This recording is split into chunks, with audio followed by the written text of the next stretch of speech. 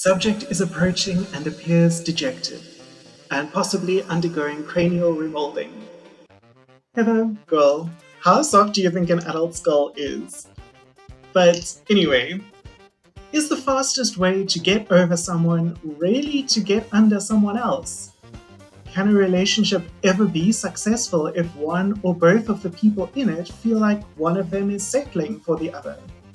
And when will bonker balls be added to the DSM? These are some of the questions my guests and I might try to answer as we break down the music and the mental health themes in Crazy Ex-Girlfriend Season 1, Episode 4, titled I'm Going on a Date with Josh's Best Friend. That's right, we're discussing pap smears with mom, sex with a stranger, ideal partner preferences, and fear of intimacy. I'm Aurora Brown, and this is We're All So Broken Inside on the Intersectional Psychology Podcast. Do you want to get weird?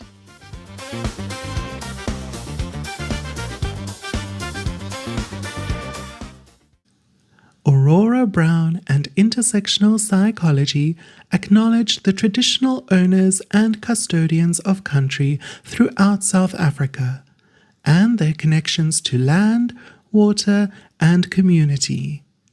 We pay our respects to their elders past and present, and extend that respect to all Indigenous people listening today.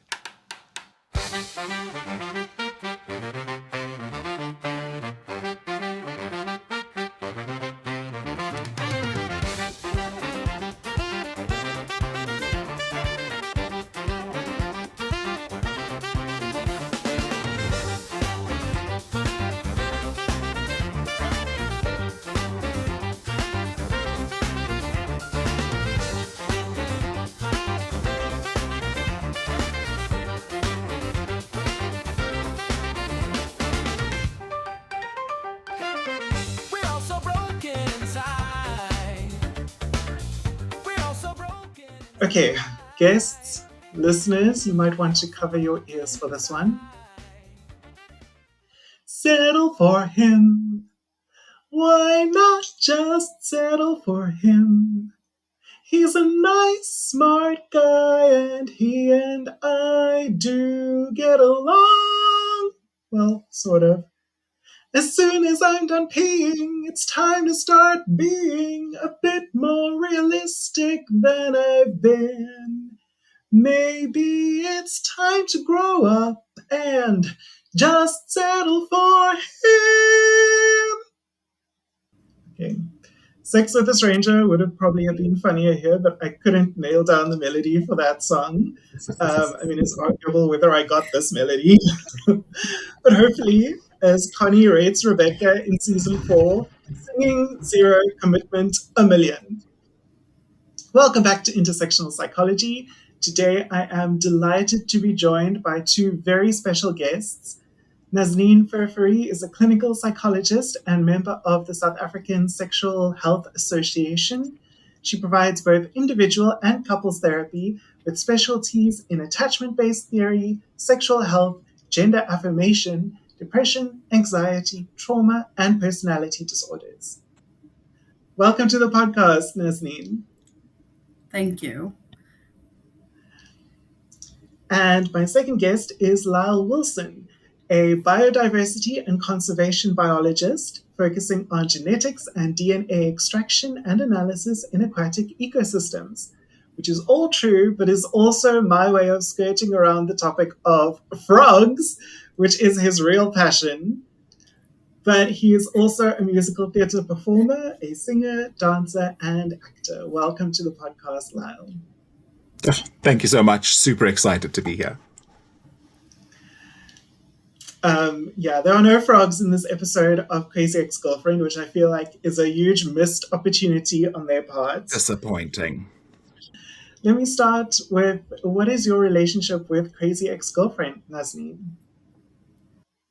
So I've only actually started watching the show this week, so in preparation for today's show. And I tried to think back to 2015, what was happening for me then and why I missed the show initially. And then I realized I actually was not subscribed to Netflix at the time in 2015, so I would have missed it. And I actually thought it was so sad. It's such a relatable show, and I actually now feel like I want to get into it and see where this goes and see who she does end up with. So I'm quite keen to continue watching Crazy Ex-Girlfriend. Oh, that makes me so happy. Lyle, what is your relationship with the show? So I also missed the bandwagon for some odd reason. I remember seeing it around on some blogs. But then a few years later, snippets of that song came up, which I absolutely fell in love with. And if I'm not mistaken, the lyrics go, "You ruined everything, you stupid bitch." And I was like, okay, this is something I've got to get into. Um, and then I could never ever finish a season. But what I found is that every time I came back to watch it, there was just something else that I fell in love with or that I could relate to. So it was quite interesting. But yes, now I plan to actually finish it.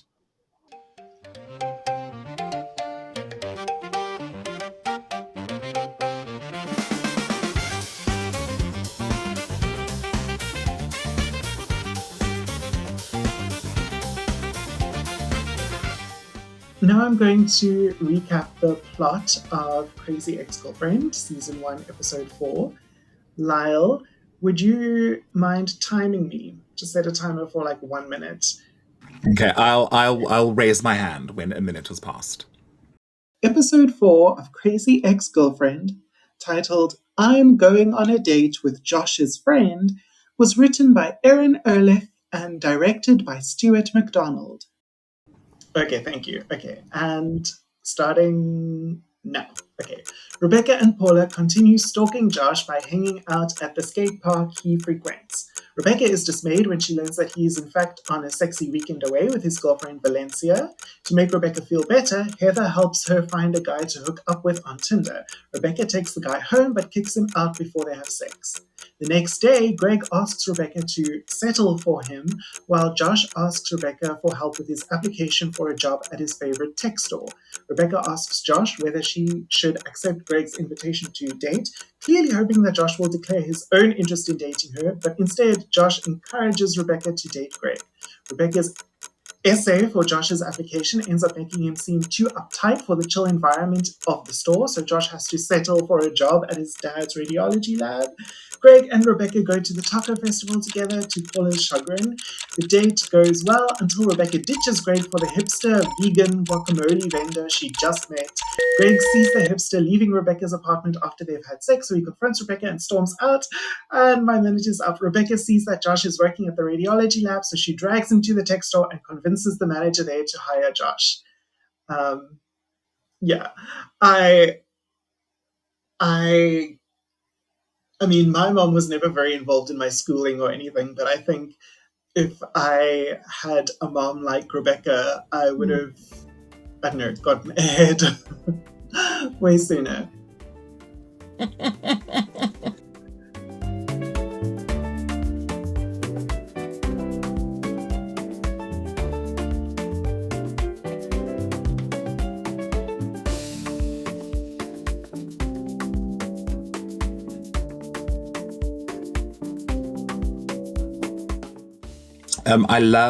I loved the opening of that scene where her mother calls, because Yes. I assumed it was going to be the new girlfriend who she's becoming friends with, because that reaction was just so anti this phone call that it's definitely Josh's new girlfriend. And then it's the mother.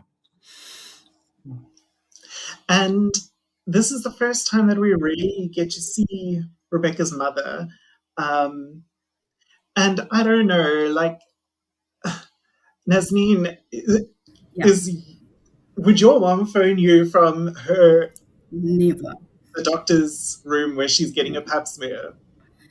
And I think that goes to, and this is one of the stereotypes of the show, is that it portrays a Jewish mother in this intrusive, overly involved, over-familiar way. And I think this opening shot with the mother about to have a pap smear with a gynecologist that has delivered Rebecca herself, I think shows that inappropriateness in their relationship and the fusion between the mother and the daughter.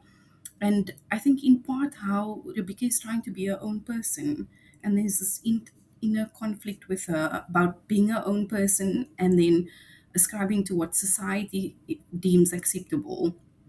And so that's what it brought up for me, and just sort of um, I think, I don't know, it makes you cringe how inappropriate the mom is. Yeah. Yeah. And I mean, it really made me realize, it's no wonder that Rebecca's other relationships, like with Paula, for example, are so disorganized or so boundaryless, considering this relationship that her mom has created with her.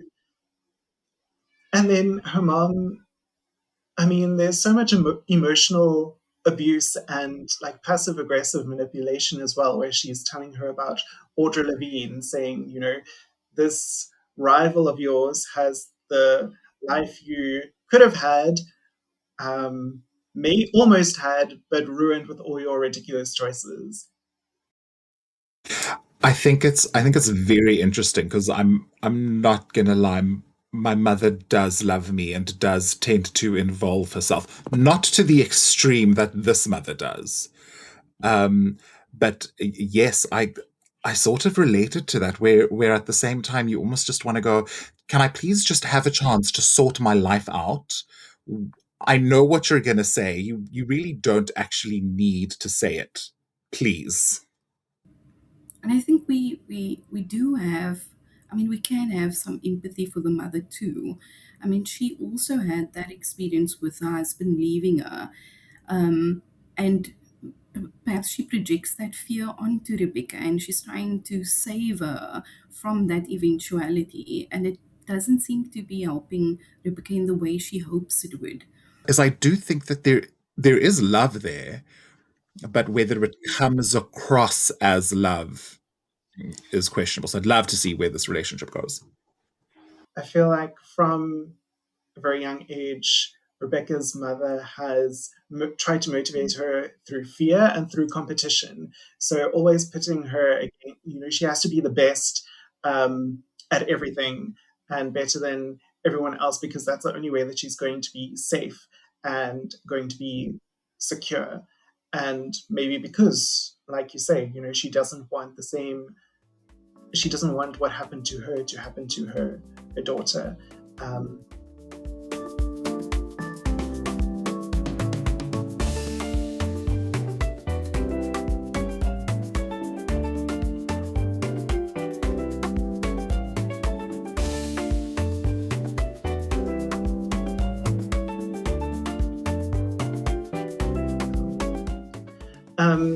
we've gotten very serious. So, Lyle, let's talk a little bit about the about some of the musical references. What what do you think "Sex with a Stranger" was kind of pulling on that song? Sex with a Stranger was very interesting because when I watched it the first time, I was like, it feels very, very R&B, very pop queen. And then when I watched it again, I was like, I've seen this leotard somewhere before. And I couldn't work out where I'd seen this leotard, this runway, this black silhouette. "Sex with a Stranger" was written by Rachel Bloom, Adam Schlesinger, Jack Dolgen, and Sono Patel, and performed by Rachel Bloom as Rebecca Bunch. Have you been tested for STD? Tell me please. STDs. Ran away to the 3-month window and got tested again. Just making sure. Most people don't know about the window. Hey, sexy stranger, let's go to my place. And please don't harvest my kidney. Don't give me that incredulous face. I saw a movie like that on Lifetime. On Lifetime. On Lifetime. And then shout out to the director of this show because it's almost like a carbon copy of Ciara and Justin Timberlake, Love, Sex, Magic. Yes. And then that whole layer hit, and I went, "Oh my goodness, this is brilliant! A song that whole intention is about this couple showing love, sex, and the power of magic and making it work, very sexual, very seductive. And then a carbon copy of it, just with so much more realistic lyrics. Um, it was very interesting. And then it's layers upon layers upon layers with this show. I loved the use of that song, that imagery, an incredibly sexual, powerful song that just was used, but instead of being powerful and sexy, it just picked up of all of the insecurities of sex with a stranger, um, which was lovely. Yeah. But I also think if you don't watch the show at least twice, you don't pick up on it as well as you should. It's so funny because I think you explained love, sex, magic, and the connections there so well. Rachel Bloom's delivery of some of those lines in the song, it was also reminding me a lot of Britney Spears's "I'm a Slave for You." Yes. And that typical sort of like where you try to be sexy and then we're whispering in the song to give it a break. And now I'm breathing heavily, but I'm more worried that you're going to steal things on the way from the bathroom. I mean, it's just genius. Brilliant. So this is, Heather trying to get Rebecca to, feel better. So she's like, well, just find someone to hook up with. What do you make of her ambivalence to not sleep with him? What do you make of her? So she wants to sleep with him, but then she also doesn't, and she ends up not sleeping with him. What do you make of that? So for me, it was like she was down with the idea of sleeping with someone, and he seemed like a nice guy, so she takes him home. But then once it starts getting real, it seemed to me like it was a fear of intimacy, because it was like the same thing with Greg. The date is going well, they're getting on, and then as soon as he mentions, oh, maybe we can go back to your place, there's like this look of terror that comes onto her face, and it's, I don't know. So I think there's something about sex, or that kind of like real intimacy, that she struggles with. And I was actually going to ask you what you think that symbolizes for her, because she ended up having sex with this, with the hipster guy with the guacamoles. But it's like, because she doesn't know him, she doesn't have a connection with him. There's no, it it doesn't mean anything, and I don't think she really likes him, because she has like this deep sense of shame after they've had sex. She's like, why did I do this? Um, and so I feel like she could have that sex because it was meaningless. But when it came to Greg, where the sex would be more intimate, and with Jason, where they were starting to kind of vibe, it would also have been more intimate than with this hipster guy, who was just the worst. I found it very interesting, especially with sex with a stranger, because of how Rebecca initiated that. She was very take charge. I know your name. That's enough. We're going now. And then that sudden switch between "please don't steal my kidney," and then it's almost like, oh, it became just a little bit too real for her too quickly. Yeah, I think that song is great because it also, I mean, it highlights just the risk of that we kind of take put our lives in a stranger's hands every time we hook up with someone from Tinder, and then there's the whole, do you go back to their place, or do you invite them to your place, where at least you know the terrain and you feel safer, but then also they know where you live, and it's so like we are trusting strangers with such our deepest personal like safety, um, And yeah, that's just kind of the culture that we have now. Yeah, Nazneen, what did you make of that kind of switch? I agree with you. I think it's anxiety that makes her go so forceful in the beginning with this guy, and that she out like kisses him. And then I thought it interesting that she asks after she's kissed him for consent, does he consent to this activity? And then he gives his consent, and immediately they head on off back to her place. So it brought up issues for me or themes about consent, and at which moment is it okay for you to stop your consent or to withdraw the consent, and is that okay? And I thought the show did that nicely, that she does then decide to not have sex with him, and that's okay. And even though he makes it a little weird, he actually then stops. He doesn't, it doesn't become a weird or unsafe situation for her.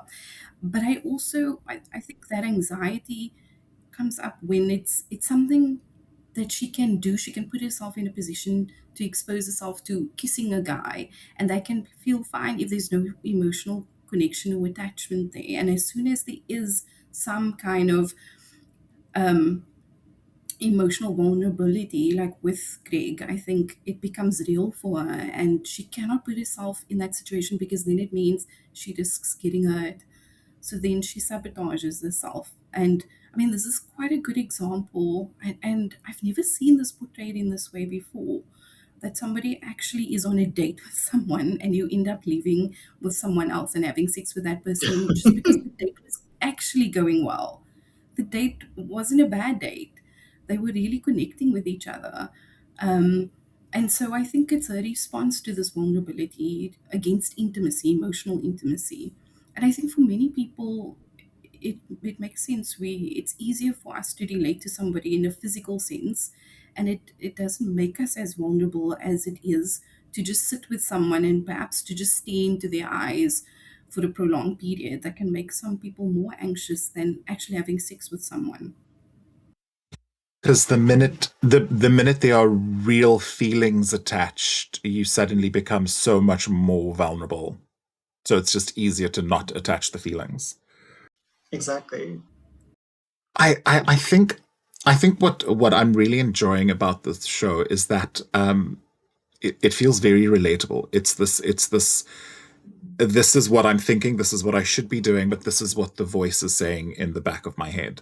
And so while she's going along with it, and I think even in that sex with the stranger scene, is it's portrayed in such a strong female empowerment R&B pop star moment, but then all of these insecurities just keep on chiming in and eroding and eroding and eroding. And I think that's literally then repeated again with the date with Greg.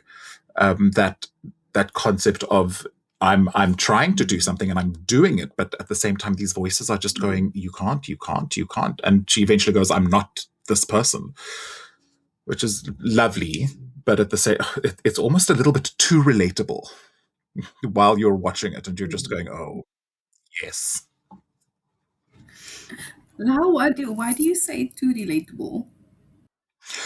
because it's so easy to pretend to be the big, strong, powerful person and not be the vulnerable one. But then to actually go and admit this isn't what I am, especially in that like early parts of any sort of relationship, can be quite daunting. And here it's told through song, which I appreciate. Yeah, I mean, she is a lot more honest with Greg than she ever is with Josh. And I think there is something about Greg and Rebecca being sort of equal minds, very like-minded in some sense. That's why they have so much points of connection between the two of them. And I think that moment where she says she can't adult, um, I think it's a moment of insight for her. I think she doesn't know what to do with the insight. I don't think she follows it through. I don't think she engages with it enough. But I do think there is a moment where she knows that she, for example, can do very well at work, but then she doesn't do as well in interpersonal relationships with colleagues and friends and partners. And I think because it demands so much of us when we have to make ourselves vulnerable and transparent.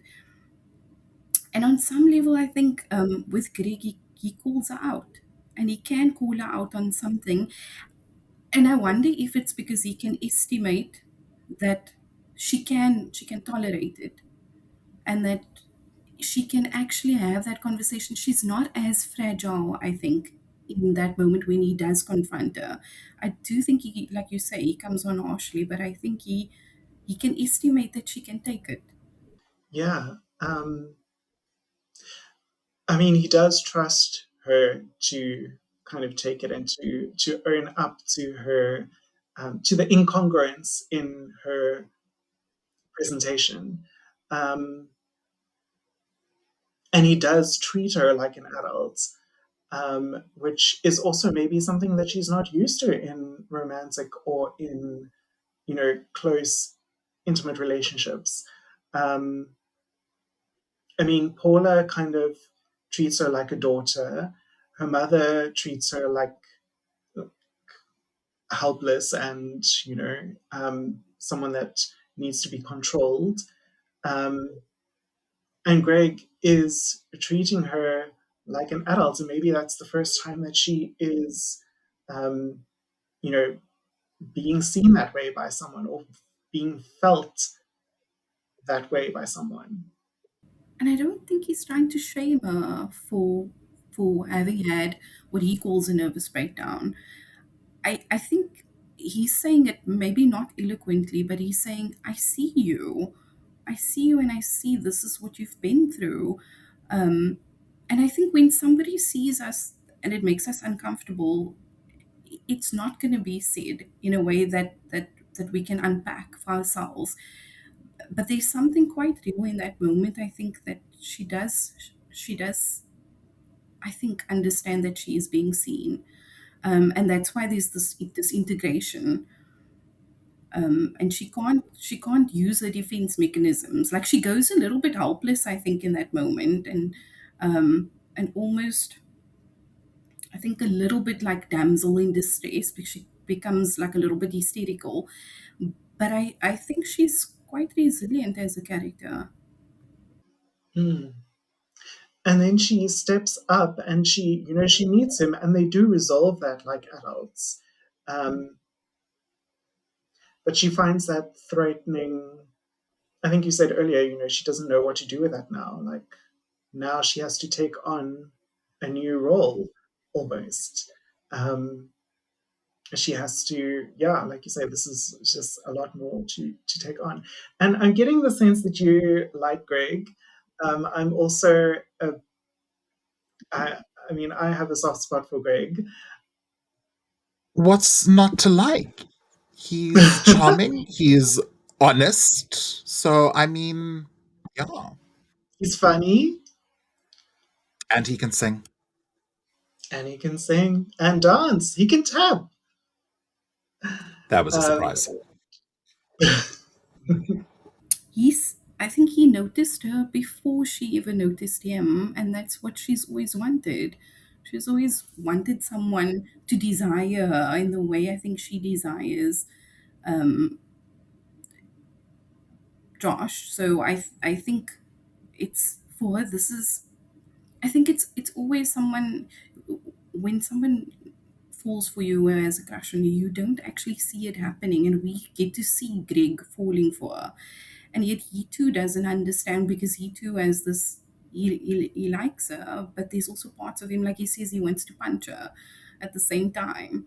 So he's also these. I think the complexity in each of them is highlighted by the other partner, and I think that's what would make. And my fantasy is that she ends up with Greg, because I think there's so much already there, that they can work on and they can build on. Yeah. I think they are very well matched. Do you think that, also maybe part of the reason she kind of panics when they start connecting properly and start getting deeper is that it means she's going to have to let go of this fantasy of Josh, which is her whole reason for moving to West Covina in the first place. Yeah, I think so. And I think also in her own mind, conflated Josh abandoning her with her father abandoning her. And so, if she can get Josh back, in some way, she can get a hold back of her dad and have that relationship in a reciprocal way where her dad and either or Josh can give her those feelings and be there for her in the way that she wants them to be there for her. So I think I don't know if she understands why she desires Josh as much as she does. And it's also, she is fixated on Josh as a very one-dimensional person. Um, Whereas I think she doesn't engage with Greg in that same way. She can see him as a three-dimensional person. There's been, if we talk about a spectrum of emotions, there's been many different feelings that she's had towards Greg, whereas with Josh, she idealizes him. And at some point, everyone is going to fall from grace. And he already has, but the projection she has with him hasn't dropped. Yes. She just makes excuses for all of his shortcomings.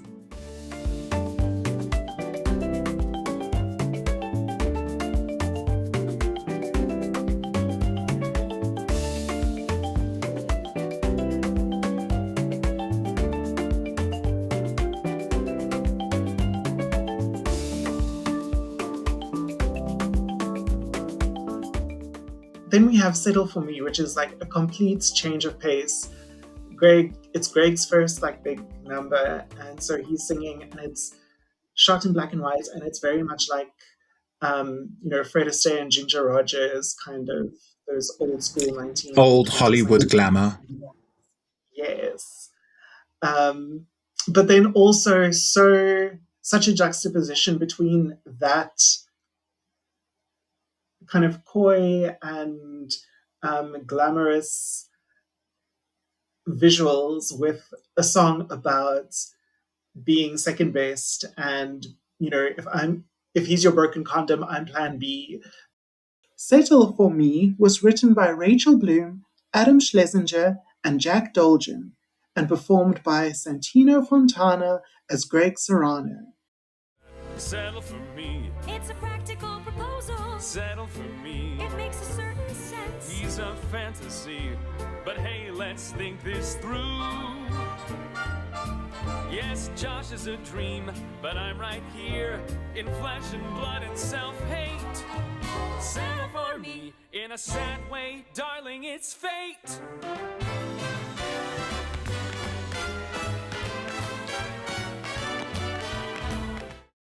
The Settle For Me reprise was written by Rachel Bloom and Adam Schlesinger, and performed by Rachel Bloom as Rebecca Bunch. It's not the most it's not the most self-affirming lyrics. You would expect such a romantic song to be all about how I am the one, these are my skills, choose me because I'm the better option, and he's just like, no, just because. Also, I did love the reference to Single Ladies by Beyonce in that as well. Yes. That was great. I did like that. It too. Things. I mean, thinking about settling down for someone it's not a sexy thought. I mean, it doesn't inspire, if you think about it, it doesn't inspire that you're going to have hot, passionate sex with someone if you're settling. I also love how that scene started with him in a full tux and a cane, and she's just there in her jeans and a shirt. And then she was in her jeans and a shirt for a while before she almost, oh, okay, cool, maybe this could work. But she's also like, when she eventually is in the ball gown, she's more about like, oh wow, it's a gown, like so twirly. She doesn't care about him. She's just like, yeah, I'm living this fantasy, but you can keep singing whatever. And Nazneen, you quoted Greg earlier saying, how he also kind of wants to, like, he likes her, but he doesn't, and he kind of wants to punch her. And I don't know, that whole scene, or that whole like speech that he gives her before he sings Settle For Me, when he's like asking her out, I was like, Greg is attracted to Rebecca. I don't know if he really likes her as a person. Because he says to her, like, yeah, so I still like you, and I know I shouldn't. I don't want to. You're not that nice to me, and you're weird. And I tell myself to stop thinking about you, but every time you show up, it's like, boom, feelings. So it's all physical.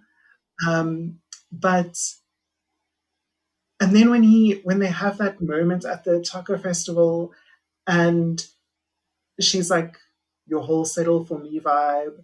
Um, and he's like, that's not how I remember it. I don't want you to settle for me. But we get each other and we get along. It almost sounded like he was saying, I don't want you to settle for me. I want us to settle for each other. I think it's one of those interesting things because your heart automatically melts when somebody is saying, "I know I'm not your priority, but please choose me." Um, and then juxtapose with that old school Hollywood glamour, big romantic dance sequence, all of the loves, all of the feelings, city lights in the background. And then you're just sort of going, oh, this is beautiful, but he's telling you to settle. And your heart sort of, my heart absolutely pumped for him that he's going, it's okay that you don't love me as much as I love you. I'll be fine with that. When clearly he's not. Yeah. I think the way I understood that scene was that I think both of them are asking for the same thing, but in different languages, perhaps. So I think what he was asking for, or of her, was not just that she settle for him, but that she chooses him, that she doesn't settle for him because he's ultimately what the kind of guy she should be going for. And so I think there was a longing for him to say, well, choose me, don't just settle, choose me. Like, I think he wanted her to um to deny what you were saying and to say, well, actually, I don't want to just settle for you. I would like to choose you. And I think it's what she yearns for most too. So I think on a very primitive level, I think both of what the internal desires are is actually that it speaks to each other. That's how I understood it. But I might also be biased because I like Greg so much. So that's Yeah. perhaps what I want to hear from both of them. Yeah, Yeah, what you're saying makes sense. I mean, it brings up for me that there's something about Rebecca's arrested development at the age when she was 12 and she had the birthday party and her dad then leaves. And that whole scene, it doesn't make sense because the way it portrays it is that the dad gets is so upset with the mom for having only invited three friends to the birthday party, but that doesn't make somebody leave a marriage. So obviously we're not privy to what happens before that scene, and I also it would be interesting to unpack what Rebecca really feels about what happened there, um, and what caused the marriage to dissolve. But I think Greg too has arrested development if he needed to stop his own life so that he could look after his dad. And then there's all this unfulfilled potential. And I think hers is emotional, so she's got emotional arrested development, and perhaps for him too. And now his life is basically stuck psychologically at home base, also perhaps needing a reason to kind of move his life forward. And so maybe that too can explain why there's this projection onto Rebecca about her packing up her whole life and moving to a town where she's going to go nowhere. And he's one of the residents of this town going nowhere also. So what does that say for him? I think it brings up some questions that he too, it must be quite difficult to face. Yeah, I mean, Greg, he every chance he gets, he says like, there's no reason to be here. The taco festival is the second best thing to do in the town besides leave. It just seems it reminds me a lot of what is that? Mr. Cellophane from Chicago. It's just it's things seem lovely, but when you just look under the surface just a little bit, it's actually not. And I quite like what you said, Nazneen. There is probably also a need from him in the small town that he keeps on deriding as a sort of a tongue-in-cheek throwaway comment, that chances are he himself is also just looking for some validation, somebody to go, hi, I like you, please go out with me, or you made the right choice in actually staying here, which clearly he's not getting. I mean, I agree with you. I think she'll continue to relive the same relationship with her dad in every other relationship. Even not just in romantic relationships, there's always going to be the same dynamic that's going to reoccur until she can work her way through what the dynamic is. So Rebecca interprets this whole song as like settle for me, but it's interesting. I wonder what you think about like the gendered dynamics of that, because I feel like settle for me is a very gendered kind of phrase. I feel like women are told to settle a lot more than men. Like if women hold out for their ideals, or for the true love or whatever, then they're seen as picky or like too hard to please. Whereas men, I've never heard a straight man being told to settle. But in a way, if Greg is, you know, willing to date someone for whom he is second best, like isn't that settling in some way? He's also not settling for someone who is all in on him. And like Nazneen said, he wants her to choose him, but that's not going to happen. So he'll take being second best. What do you think about the gender dynamics of that? I think you're quite right. I don't think men really settle. I think men are the one in society that chooses, and often, like I've had many friends and patients tell me, so during the time I was dating him, he wasn't ready to go to have a serious relationship. He didn't want to get married. And then after he breaks up with me and moves on, the very next person he chooses, he gets married to. So there is men in society are the ones that choose. They decide, straight men, when they're ready for commitment, they choose the commitment, and women are always looking for that, but then don't get to seem to have that power to decide. So no matter how much a woman would have affection or love for a man, it is he's the beholder, and he then decides whether or not he's gonna commit to her, and if not, that feelings just don't go away. And so I think when you're ready as a female, sometimes the male might not be equally ready.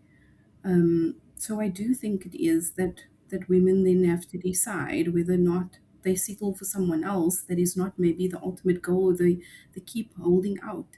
And I think there's a lot of pressure, even more so now with social media, to find a partner and to be able to post your partner on your Instagram or on your TikTok. I think there's a lot of yeah, unspoken pressure on women to be able to do that. Um, yeah, so I do think it's quite a gendered dynamic. But I think what you said about this is her interpretation of how she views her own world. And I think what Lal is saying also is about things appearing beautiful and things appearing maybe much better than what they actually are. That's why I think the show is also a musical, because we can say really serious things, and then we can say it with music, and it does it kind of it kind of tells us, gives us a perception that it's not actually as serious as what these issues are, but they are quite serious issues coming up, and something that needs to be delved into. And I think there's also euphemisms being used.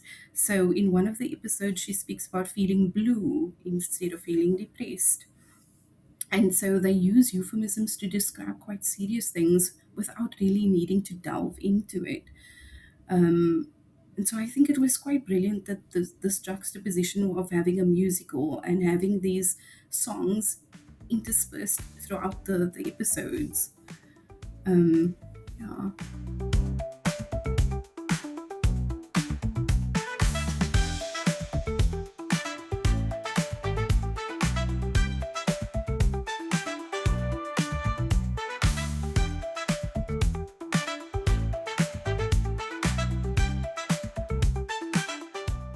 What do we think about Greg's self-esteem and his, perception of self, that he is positioning, well, okay, like we say, this is her interpretation of what he says, but yeah. What do we think about how Greg sees himself? I don't think he does. He has any. His self esteem is any better than Rebecca's. I think he, on the surface, looks like he's more confident than her, but I think he also struggles quite a bit. And even in scenes where they show him with Josh and Josh's friends, he doesn't really seem to be a part of that.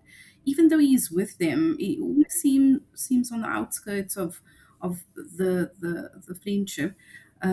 So I think he struggles too, and I think that's why he can relate so well with her too, because he sees her insecurities and maybe it brings up his own. Um, yeah. I found it very interesting that his he seemed to have a closer connection with the kid in the coffee shop, Mm. and also taking advice and seeming to engage with this child on a much better level compared to everybody else in his life. And I just thought, interesting. I think that child's parents are like falling over drunk at the bar, and this child is just kind of left there for hours, and so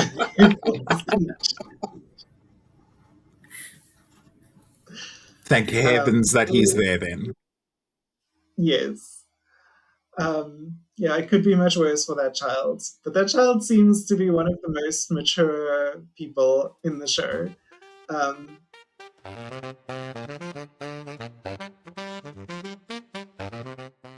hey, have we met Rebecca's Tinder hookup Jason before? I have theories. If you want more of my conversation with Nazneen and Lyle, check out the extended version of this episode on patreon.com/intersectional psychology. On the extended episode, we talk about how parents motivate and encourage their children in the context of Rebecca's mother, Naomi. We also delve deeper into Rebecca and Greg's date at the taco festival, as well as discussing those super dark butter commercials, more reasons why Greg may have an affinity for Rebecca, and Rebecca's burgeoning friendship with her super cool neighbor, Heather. Oh, and do you want to know why Lyle loves frogs so much? That's also in this week's extended episode at patreon.com/intersectional psychology. Thanks to everyone who subscribes. You really help us to keep doing this work.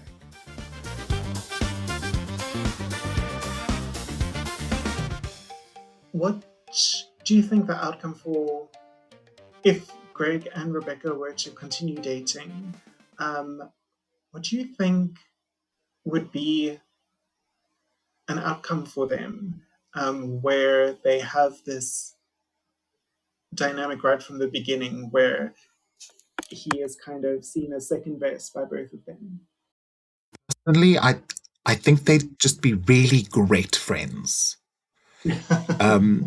Because I see that there seems to be very little passion or drive from her side in the relationship in terms of that aspect, and I wonder if that wouldn't almost turn into resentment further down the line. It's because now I'm stuck with you, and sure, you're meeting all of these other needs, but are you actually loving? Like, I'm just not loving you, and I don't think it would be great for them.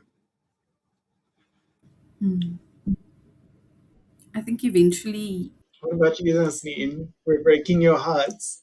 I think you are. But I think Greg becomes the town. He becomes the town to her where she then gets stuck.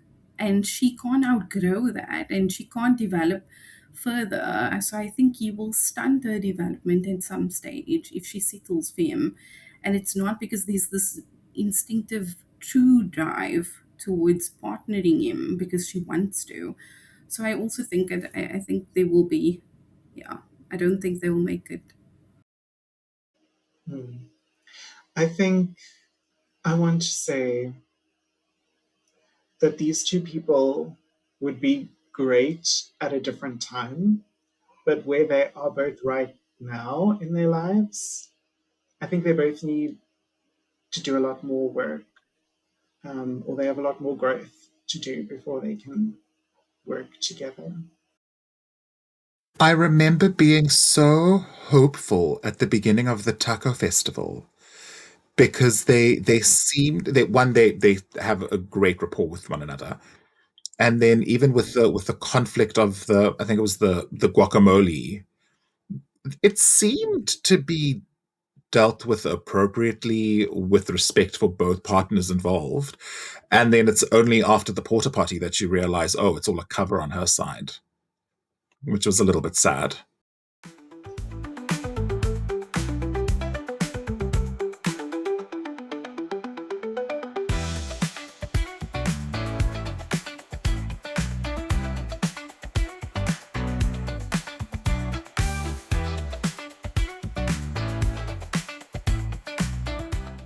Nazneen, so Rebecca does receive a diagnosis of a mental health condition in season 3. Okay.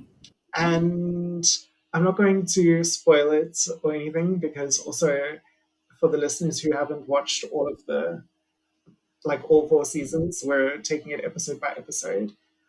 But all of the psychology guests that I've had on the podcast have kind of offered up their thoughts unprompted by me. And so I was wondering, yeah, what your thoughts if Rebecca walked into your practice, what would you think? I think definitely easy diagnoses would be a generalized anxiety disorder, a depressive episode, um, but I probably suspect there's a personality disorder. Um, I mean, I would assume by season 3 she will change and there will be many other layers added that we can see. But yeah, my best guess would be that there might be a personality disorder. Um, yeah, I don't know. Do you want to give a clue as to what it may be? Um, um, no, like it's.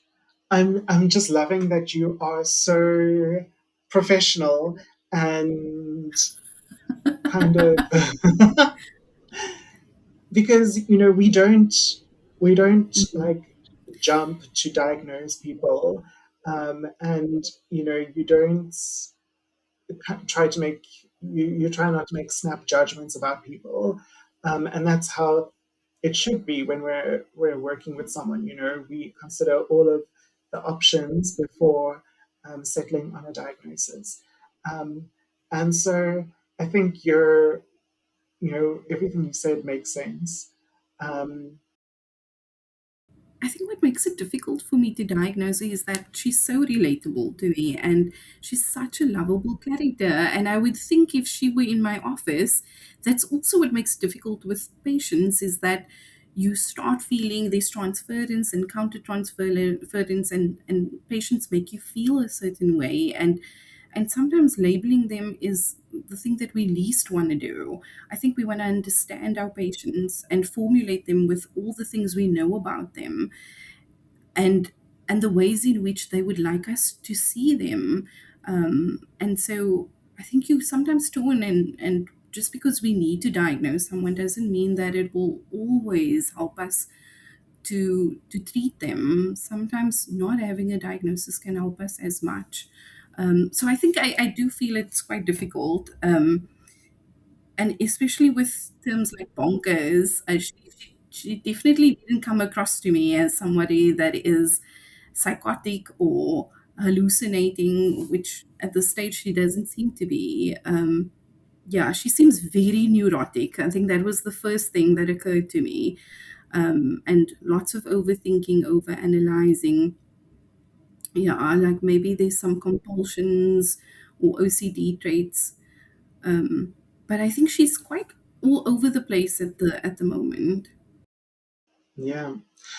What you said about, the longer we spend with clients and the more time we spend with people, the more difficult it sometimes gets. Mm. And I think that's kind of what we're seeing now, or what I'm seeing with my guests now as well. Like, it's easy for the people who've watched maybe one episode, especially the first three episodes, Mm. where maybe her behavior was a lot less relatable or a lot more extreme. And so it was easy for them to jump at something. But here, there was such a raw, like emotional vulnerability in her Mm. in this episode that your heart just kind of opens for her, and after watching almost 4 hours of her up to this point, like you do start feeling like this is someone that you want to that you like, someone that you like, and we see that with Heather's character as well. She decides to write a paper on Rebecca for her abnormal psych class. Um, and by the end of it, she says, like, screw this class. I don't want to label Rebecca. I want to be her friend. You can see how awkward that makes everyone in her class, because this is like the taboo. You don't Everyone befriend. had such a visceral reaction to her saying, "I want to be a friend," and I went, "Oh, okay, that's interesting." But it's like a taboo, and it's right. We shouldn't cross those boundaries with our clients. But at the same time, it's natural to have like transference and counter transference, and to develop some attachment to our clients after time, because if you're not having a real relationship with them, even though it's a therapeutic relationship, like, how can you effect any change in that relationship and in that person? And also, the therapeutic relationship can also reenact the relationship where there has been abandonment wounds, and so you reenact that same kind of wounds, the formative from your formative years with your therapist. And so you do need it to be a realistic relationship where you can say something to someone. And I mean, we won't go around saying we want to be friends with our patients, but we can express the desire that you feel close to a patient. And I thought it was interesting what she did there, in that there is something quite seductive about Rebecca. And I think in that she seduces Heather to become her friend, and Heather who makes a complete like 180-degree turn from studying her, then pulls her right close into wanting to be a friend. Um, and so there's also the seduction with her and Josh. So even though Josh is with his partner, he would then still asks her out for dinner. And I think there is something that can be further explored about how Rebecca can be seductive, and are those also, is she unaware of how seductive she can be, or does she know? Interesting. But that reversal, so Nazneen, you were saying how Heather makes a complete like 180 once she starts seeing Rebecca as a real person. And I think that whole reversal, it seemed to parallel for me something that happened between Rebecca and Valencia in episode 2. So Heather, you can see when Heather comes to Rebecca towards the end of the episode, she knocks on her garden wall and she comes in and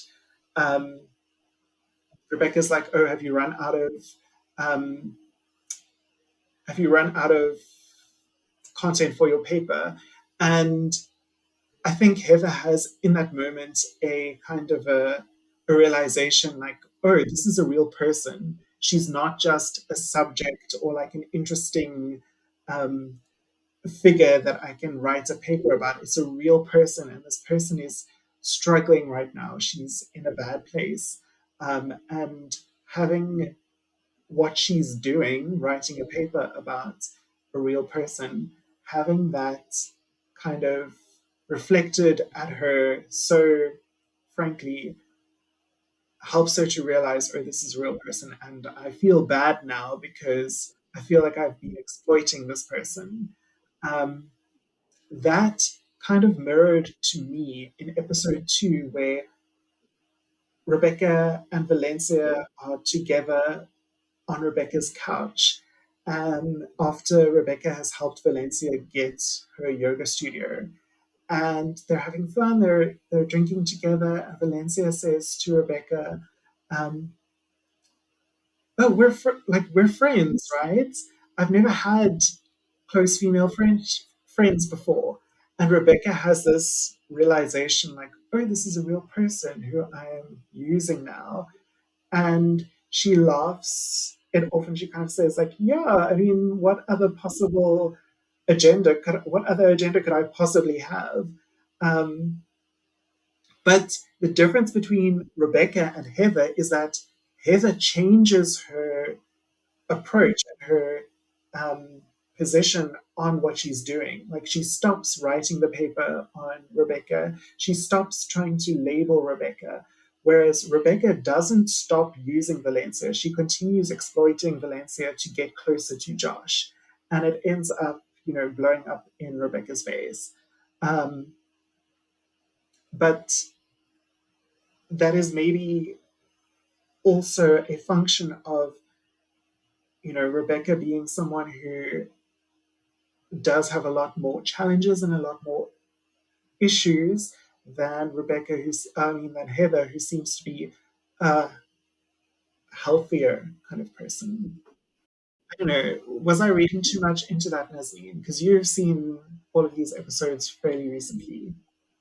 It just actually made me think as you were speaking that I think even myself, um, you get drawn into the show and don't see that there is actual pathology with Rebecca, that she can mask very well, and she can speak as if things are trivial when actually there's a lot more serious things happening, and so it does make me think that you're quite right. I think there is this insight and realization and true insight with Heather, and she can change her behavior. And even though it made me think of, so even though she has this relationship with Josh's partner, she actually, for somebody that knows the rules, knows the law, she doesn't always follow the rules. So she knows that Josh has a girlfriend, and yet she's still trying very hard to break them up, even though she's not as strategic, maybe overtly strategic, but she is just hanging there. She's hanging around until they do break up or something happens that he finally realizes his love for her. So I do think that because she is such a competent, high functioning lawyer, I think a lot of things people would people would relate to her high functioning and competent self, instead of that. Actually, like you're right, she is struggling, she's really struggling. And I don't know if everybody can see how much she's struggling. I think Greg is one of the people, and Heather is one of the people that can see this real struggle and strife that she goes through. um And maybe the reason that Paula isn't able to see that is because Paula is also trying to escape her home life and what is going on there. And she's using Rebecca's whole obsession with Josh as entertainment, or as, vicariously trying to live out her fantasies through this love story.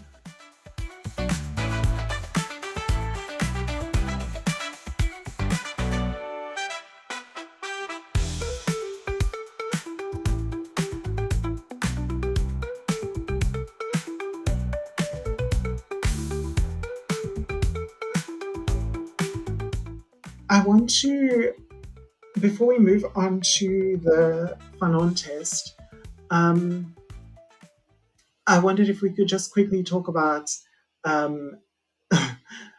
Rebecca helping Josh to get this job at Aloha Tech. So, Nazneen, Lyle, can you talk to me a bit about, Josh asking Rebecca for help in the first place, and then how that whole story unfolds? I have thoughts. Um, for me, it automatically was just like it waved a little flag for me, because I love helping people, but if you're going to need my help, you're going to need to be involved in the process somewhere. Whether you are just sitting with me giving ideas. I do it with my nephews a lot. If we're working on a school project or something, right, you're going to sit next to me. We're going to cut things. I'm going to tell you where to glue. But for me, helping somebody, they've got to be involved in the process so that one, they can learn and that we can then do it. And the way she was just, give it to me, I'll do it. And then that was it. And then we didn't see it again until we had the post interview. And I just thought, this is problematic. That you're not even asking him to, because to me, in my scheming brain, I would have gone, this is the perfect opportunity to spend time with him, to go, let's do this together. Let the two of us organize a coffee time alone, separately, so we can work on this. And she just doesn't. She takes it and she does it all herself, beautifully, but all herself. And I just thought, this is interesting. And I don't know quite what that speaks to with her character, because it's almost it's a very controlling situation. Is I am going to tell you the narrative and this is it, which was a lot of a red flag for me. Yeah, I didn't even think about that. Like, oh, why didn't she milk it to spend more time with him? But then also the fact that he didn't even read it before handing it in. I mean, this is supposedly an application to the place you most want to work. You're not even going to read the essay before you give it in.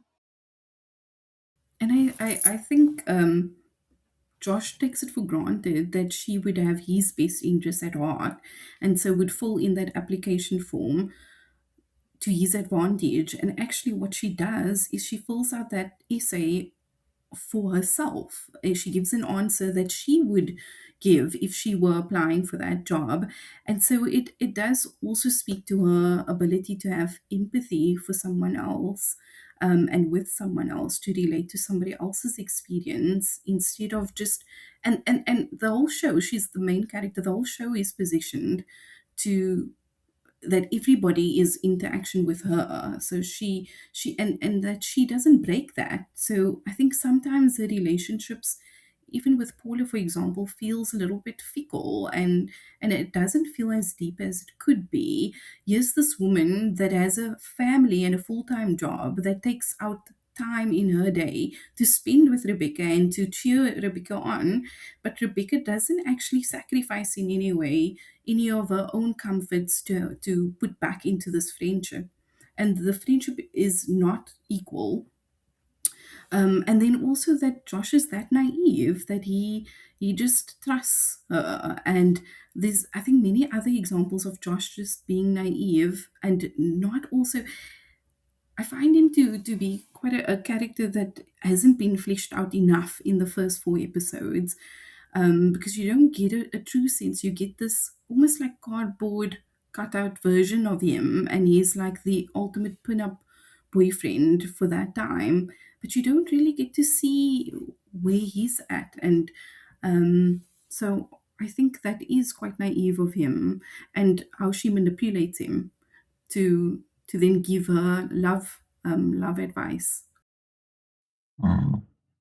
But I think also the fact that he hasn't been fleshed out so much is maybe because we're kind of seeing this whole town through her eyes at the moment. Um, and she just has this fantasy of him. So he's just perfect. He doesn't need to be anything more complicated than perfect. Um, and so we're able to see all of the other characters in a bit more dimension because they don't really matter to her. Like their their good or bad qualities are irrelevant as far as she's concerned. They only serve to get her closer to Josh. Um, but yeah, I think he is used to. I think he's someone who's used to um, being the hot guy in town who everybody wants to be with or be friends with. And so he's used to people doing things for him. But I think he's also, we get to meet his family a little bit later on, and he's a bit of a mama's boy. Like he doesn't take responsibility for his own life. He doesn't exercise a lot of agency. Even, and we've already seen it in these first 4 episodes, his relationship with Valencia. Like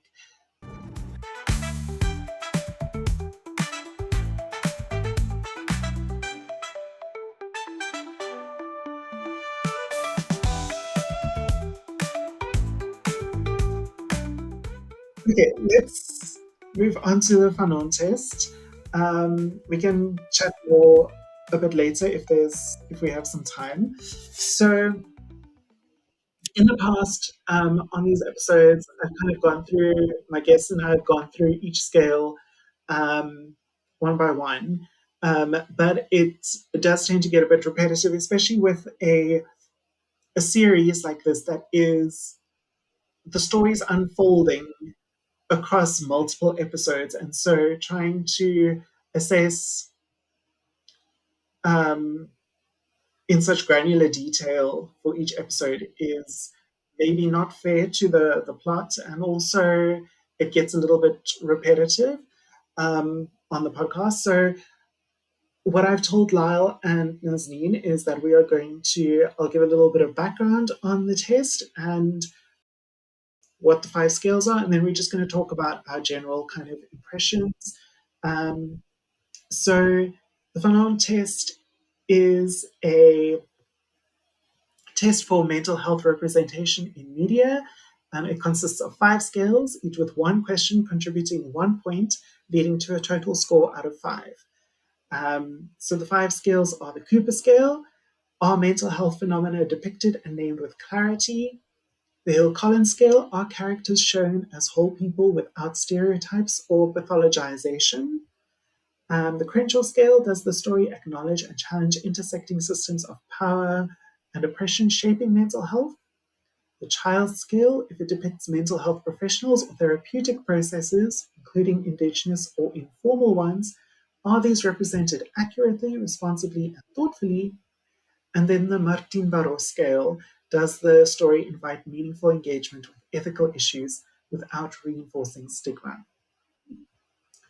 So, would you two like me to go first? Yes, please. Yes. So, my total score was 2.9, and that could be out of 5 because the whole test is out of 5, or I actually am inclined to say 2.9 out of 4 and not count the 1.4 mental health professionals or therapeutic processes, because this episode, like many of the episodes, don't depict that at all. And so it feels unfair um, to deduct a point for that. So I said 2.9 out of 4. And this test or this episode actually scored a bit higher than some of the other ones that we've covered so far. For me, it scored well on the Hill Collins scale. So are characters shown as whole people without stereotypes or pathologization? Because there were some stereotypes when we've spoken about Rebecca's mother. Um, but then there's also, we see Rebecca and Greg go through some very difficult situations, very difficult moments, and have some moments of insight and some moments of confrontation and um, real insight into their mental health or their characters, but they're given some complexity and they're not just um, mythologized. Also said it scores quite well on the Martin Barreau scale because I think like this is one of my favorite episodes of season one. There's a lot of we get to see Rebecca in an emotionally vulnerable place and being honest with herself in a way that we haven't seen so far in the series. And it has given us a lot to discuss here tonight. Some of the On the Crenshaw scale, I gave it a 0.5. I'm trying to remember. So it shows some of it shows how emotionally abusive and manipulative her mother is, and that is a system of oppression that has deeply shaped Rebecca's um, life and her character. Um, but there weren't many other um, systems that were kind of depicted or challenged, I didn't feel, in this episode. And then I gave it a 0.4 on the Cooper scale because we saw some mental health phenomena and processes, like with Rebecca and Greg's confrontation at the house after he's seen the hipster leave. But what's going on there for Rebecca isn't named with clarity. It isn't explained at this point in time. It's going to be explained a bit later on, hopefully. So yeah, that was kind of my reasoning with the scoring. Nazneen, how did you rate this episode? So I rated it a 3 out of 5. Um, so I thought this episode so far has been the episode that has shown mental health close to what could be described as clearly in that the previous episodes don't at all name it, and so there's a little bit of naming it but not enough. So I thought it was still limited in its depth, but I think this is the episode that then opens up, and I think also foreshadowed by the previous episode with the song, the boy band song. I think that prefaced that this episode could actually then openly speak about mental health. So on the Cooper scale, I thought there was some hinting at mental health themes and issues, but it didn't name it clearly. Um, so I thought it lost a point for that. With the Hills Collins scale, um, I think this is probably the most dynamic we've seen Rebecca up until this point in the series. And she isn't at this stage reduced to a diagnosis, although there are some stereotypes about crazy ex-girlfriends that is still lingering. Um, and in the short stint of what we've seen with the previous time in the first episode where they were in a relationship together, we don't get given enough information to see what made her the ex-girlfriend, the crazy ex-girlfriend. And I think that's unfolding as time goes on. But to be honest, in my line of work, I see so many people on such a wide spectrum of behavioral experiences that it's quite hard to justify that this in itself makes her crazy. So I'm thinking that there might be a lot more mental health themes that do emerge as the series goes on. With the Crenshaw scale, I thought that, like we spoke about, there is gender dynamics that is spoken about, but it's not fully integrated, and it doesn't show enough of intersecting systems of oppression. I think there can be scope for that in later episodes. With the child scale, like you said, there is no formal therapy, there's no formal therapist. But I do think she has these friends that kind of offer almost therapeutic insights. And I think that's quite interesting that that's building as the series goes on. And also because I'm not quite sure at this stage, she might be quite suggestible. But then at other stages, that delusion of this fantasy life that she can have with Josh is so fixated that you can't break that delusion. And so no matter what the friends give her as advice, she doesn't always take it. And then the Martin Bedo scale, um, I thought that the episodes would invite some kind of ethical reflection on stigma in relationships, especially stigma around sleeping with strangers, and often then comments about stigma in a humorous way. And I think its downfall sometimes could be that it's trivializing important or serious issues. But then I also thought about it holistically. This episode gives us a way to speak about mental health that we might not have easily have access to in 2015 and even now. So it starts a conversation that I think is quite important. Um, and for that, there's quite great appreciation for the series and the writing and the acting itself.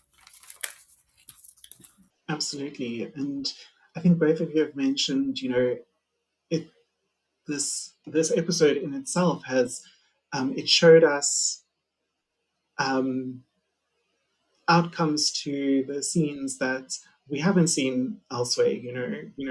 Leaving a date with someone else, um, things like that, depicted that aren't depicted in any other show. Lyle, how did you score this episode? So, Aurora, similarly to you, I got a 2.8. But for me, the high scorers were the Hill Collins. 'Cause I've never seen such an honest depiction of characters before, with no sort of with no fanfare. I think the only one who was really sort of painted with the stereotypical brush is the mother. But even then, she's not a stereotype. She is a whole person with stereotypical things that we've seen represented before. And then the Martin Barreau scale. And what I really like about the show is it forces you to engage in a way that you don't realize you're engaging with it. It comes across very fun, very enjoyable. You're just little. It almost feels like a sitcom, but then it really is not a sitcom. So those were, so 2.8. That's where it landed for me. I love that.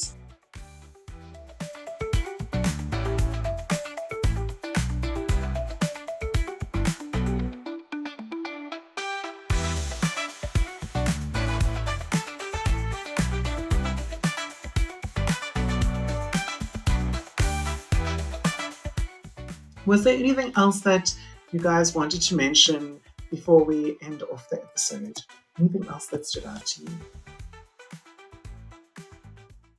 I think it's an interesting point that Niall raised at how deceptive the show is, that it speaks about quite serious things but in a very light-hearted manner. And there's something about what you're saying, Aurora, about kind of like with this show, almost sticking it to the man, like disrupting status quo by then speaking about things that wouldn't be necessarily be allowed on daytime TV, and speaking about it in ways that wouldn't have been approved of, but then doing it anyway and finding a platform to do that. So I'm glad that she's found the platform to put that song out there in its entirety.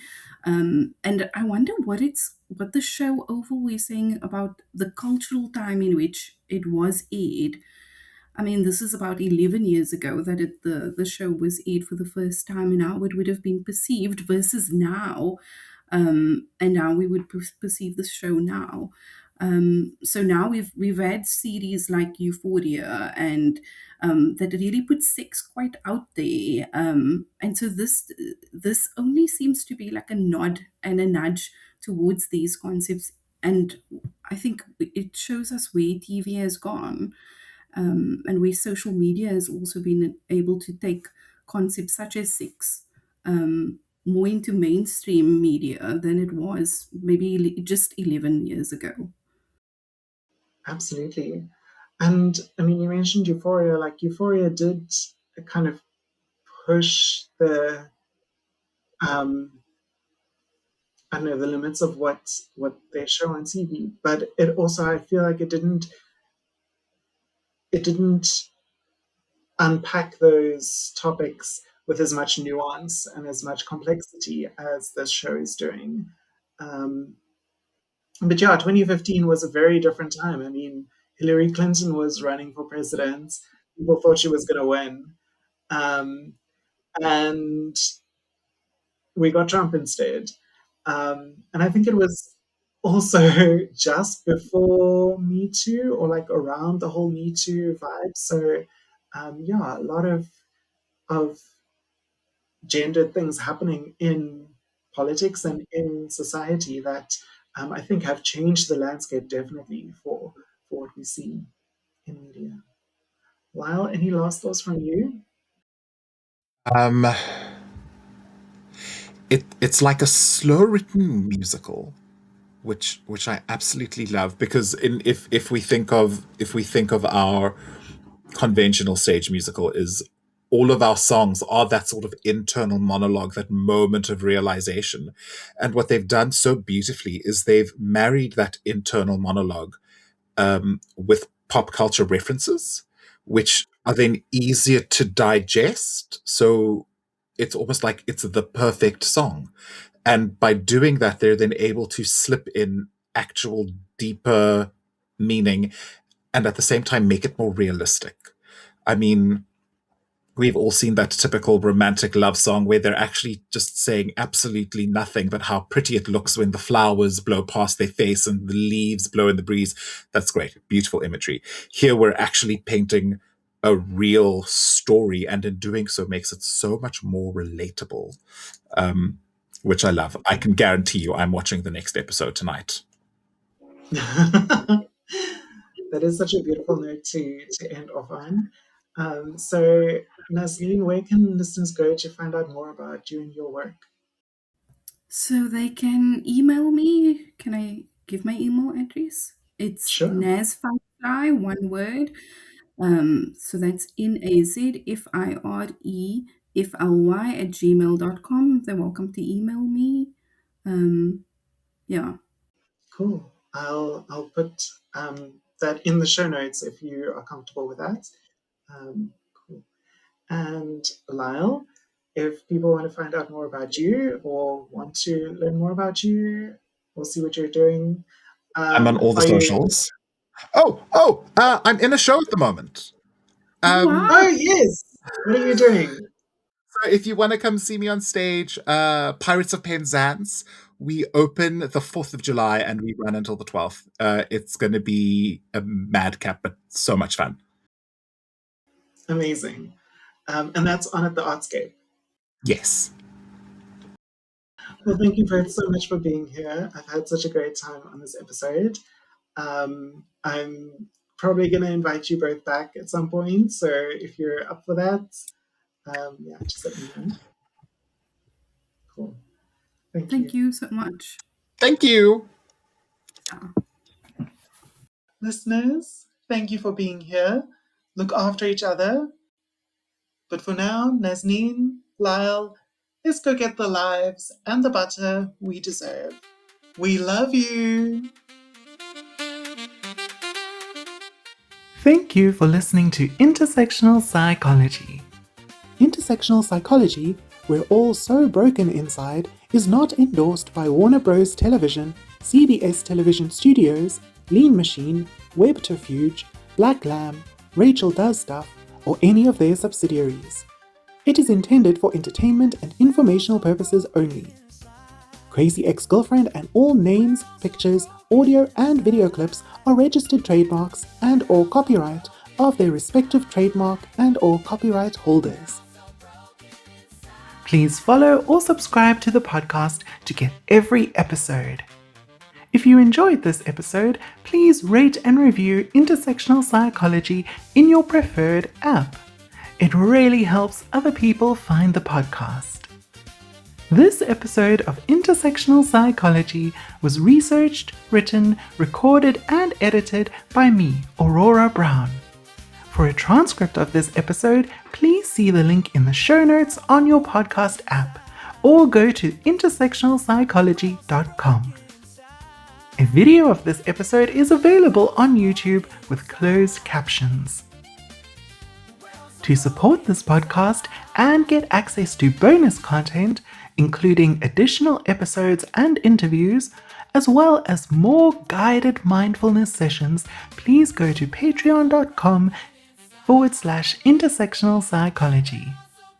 You can also chat with me on Blue Sky at intersectpsych.bsky.social and Instagram, Facebook, or TikTok at Intersectional Psychology. But mostly Blue Sky. Aurora Brown and Intersectional Psychology are committed to the site Black Women Praxis. All episodes of Intersectional Psychology are for educational purposes only and are not intended to be a substitute for professional mental health advice, diagnosis, or treatment. I, Aurora Brown, am not able to answer specific health questions about individual situations.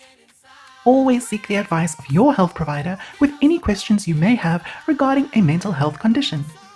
Never disregard professional medical advice or delay in seeking it because of something you have heard or seen on this podcast. If you think you need immediate assistance, please call your local emergency number or any mental health crisis hotline. Everyone deserves good mental health.